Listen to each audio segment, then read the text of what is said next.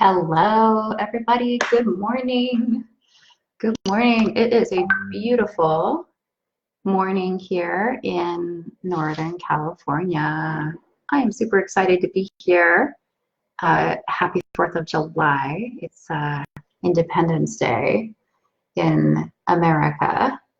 And we are here. Kids are off school, and we are just getting going here. Let's just give people a minute or so to come in. But I am super excited about today's topic. We have been really focusing on closeness this week, how to really do closeness in relationship. And I've been sharing personal stories and client stories. And there's been a dare for you over in the Facebook group, a nudge and practices. We're doing this every week now, actually. And Prasant, happy Independence Day to you as well. Thank you for joining. Really appreciate that you're here. If you're joining us for the replay, then welcome. Really welcome. Happy that you're here. If you don't know me and we haven't met before, my name is Joanna Antara. My clients lovingly refer to me as the Intimacy Genius, and I'm here to empower successful parents and couples to thrive in relationship with soul by having all the hot sex, love, and closeness that they desire and also really deserve. And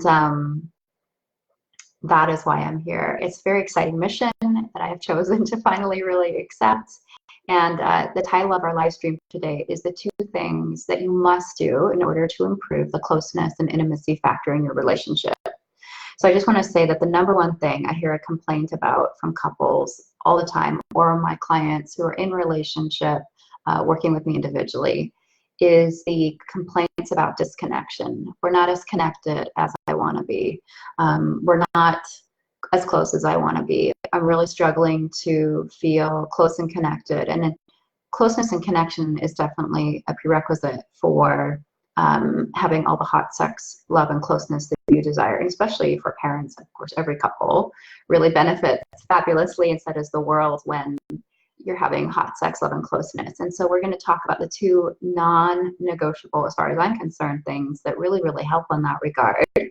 And if you're not having hot sex, love, and closeness, and you're struggling with closeness and connection and intimacy, you probably have complaints of your partner. You're probably, you could feel blameful of them. You're probably feeling, maybe there's times when you feel critical, or you start to question yourself and wonder, why are we not so close? Is it me? Is it them? Is it him? Is it her? What am I doing? What am I doing wrong? What are they doing wrong? Are we even meant to be together? Because I know that for myself, and I'll share a little bit of my story in a minute.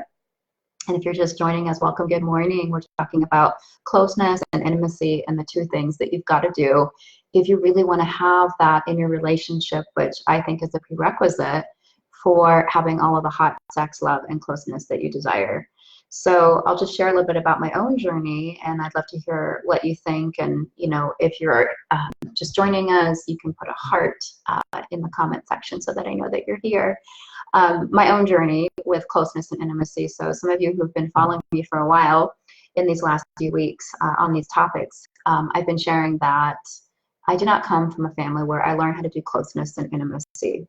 And the statistics are that 95% of us do not learn how to do closeness and intimacy, do not have secure connection growing up, secure emotional connection. About 5% of the population actually has secure emotional attachment, which I think is a staggeringly, shockingly low number. And about 90% or 85%, I think, somewhere around there, have insecure emotional attachment, meaning that we are not connected to our primary caregivers in a way that feels emotionally secure. And that comes through connection and intimacy and vulnerability and closeness, and doing that in a really good way.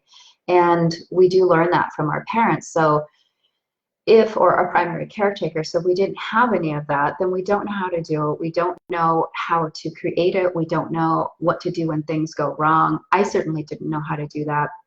I've actually been studying this stuff for years and years and years and years and years and years.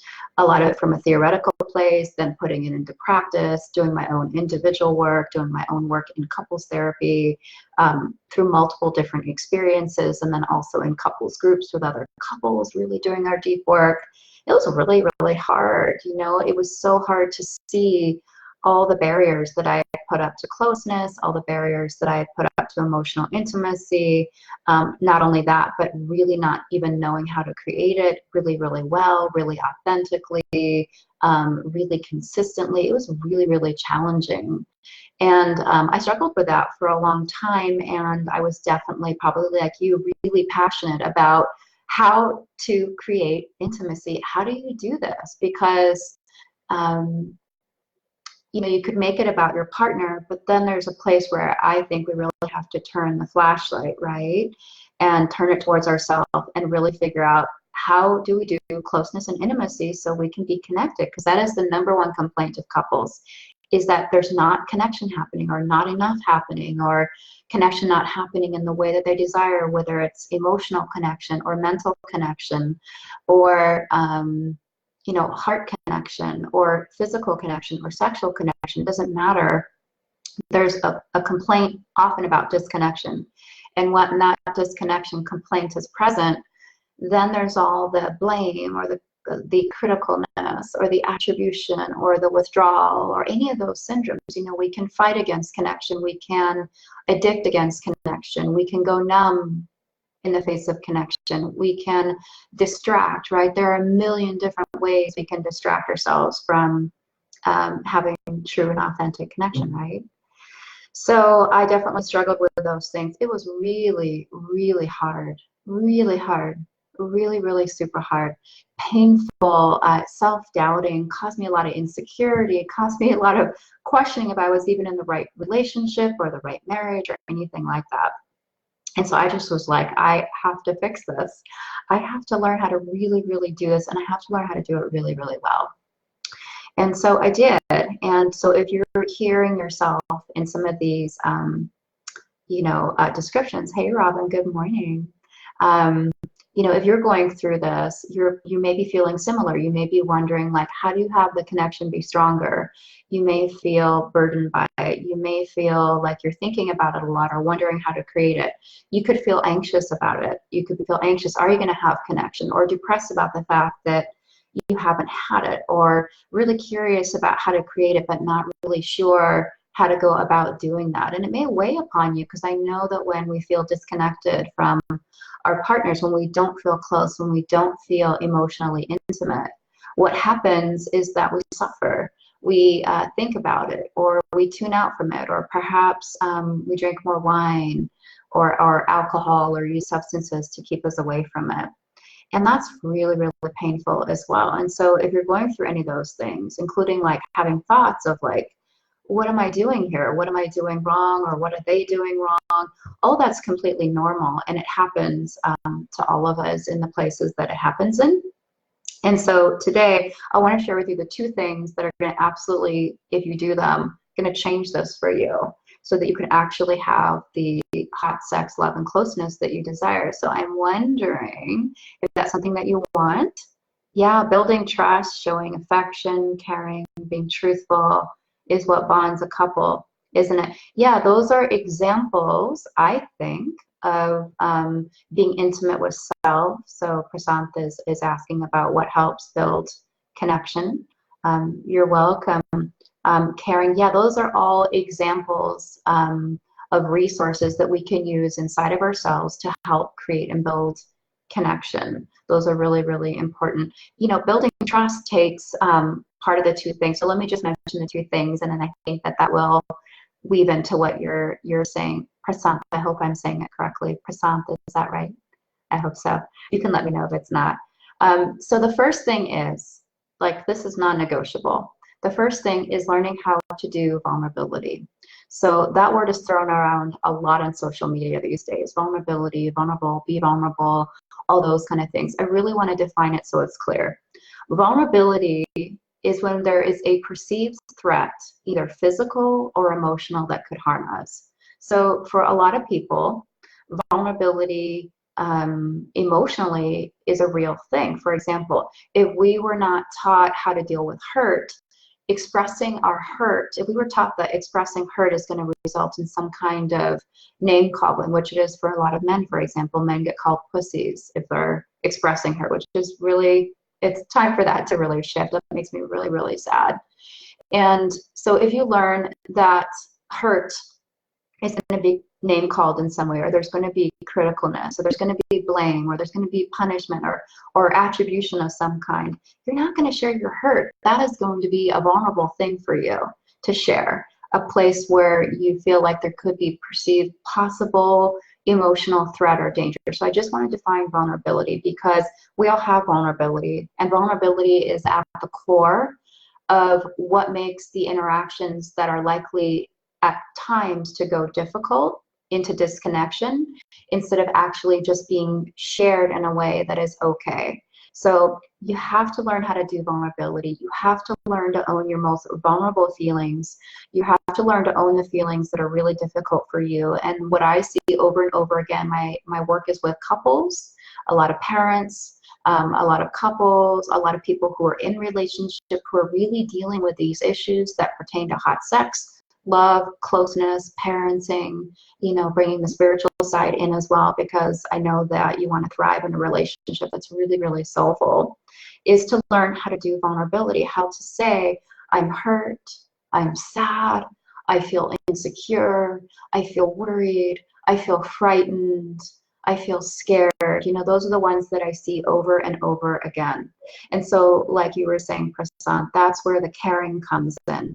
And when caring happens in those regions, which is the creative thing to do, instead of what couples can do when they feel triggered in those zones, is actually attack each other, or to blame each other, or to have distance. There's a whole lot of ways that people can find to not be present with what actually is. Depends on our conditioning with sadness, depends on our conditioning, when it comes to hurt or any of those vulnerable emotions. I know for myself, I did not get taught really well how to do hurt, sadness, fear, terror, insecurity, all of those things. And I know that I am not alone because of what I see every day with the people that I work with.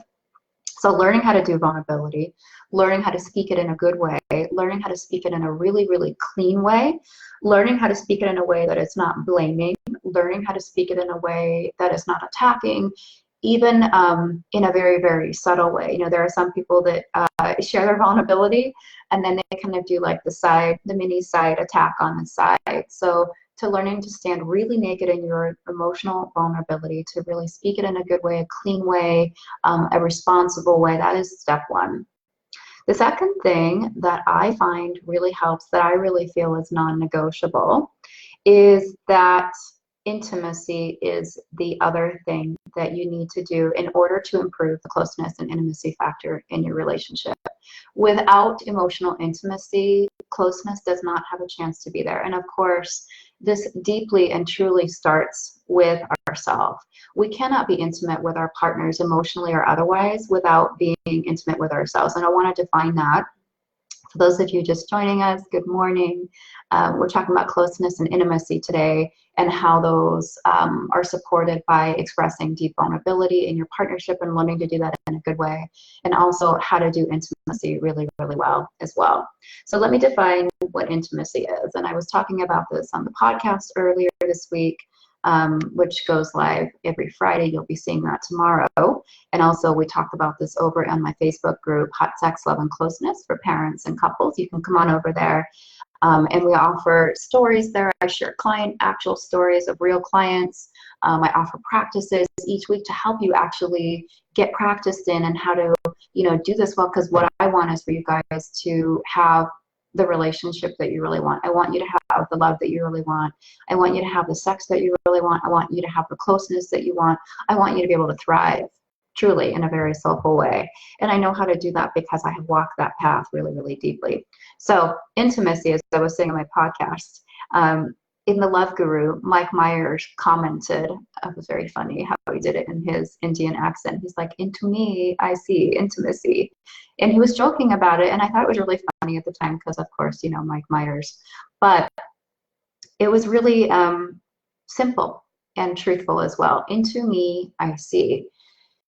Intimacy is becoming connected with all of our parts, all of our inner parts, our patterns of mind, you know, our patterns in our heart, our feelings in our heart, our emotions in our heart, our emotions that we feel towards our partner, our instincts, you know, our desires, all of those things. We have tons of inner parts. We have sexual parts, we have financial parts, we have mind parts, we have heart parts, we have body parts. We all have histories as well.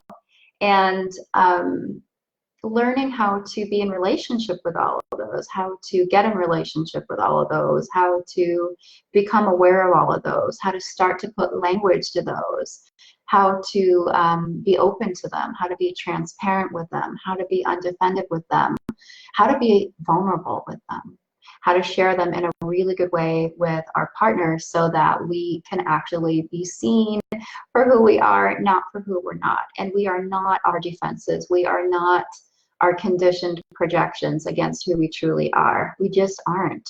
So when we can do that in relationship, when we can share our innermost parts in a really, really good way, in a really, really clean way, then that is profound for helping intimacy, connection, especially helping connection in the relationship, helping closeness in the relationship. Because truly, how can we be close with another if we really aren't close with ourselves? If we're not able to let ourselves be seen in a really true way, a really intimate way, then how can we actually let another person see us?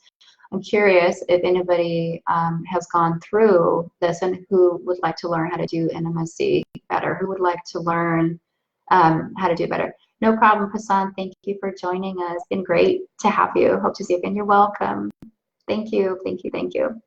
Anyways, when you do this work to cultivate your vulnerability and to be able to really share it in a good way, and then also to really get information on how you do intimacy, how you share that, how you express that, how you own that, how you bring that to your partnership in the spaces and places where it gets cultivated and it comes up, what happens is that there's closeness, right? If you're intimate with all your parts, you're close with them. You're already bringing a closeness to your partnership. If you are owning your vulnerability in a really clean, in a really good way, if you're doing it in a really generous way, you're also creating closeness in your connection.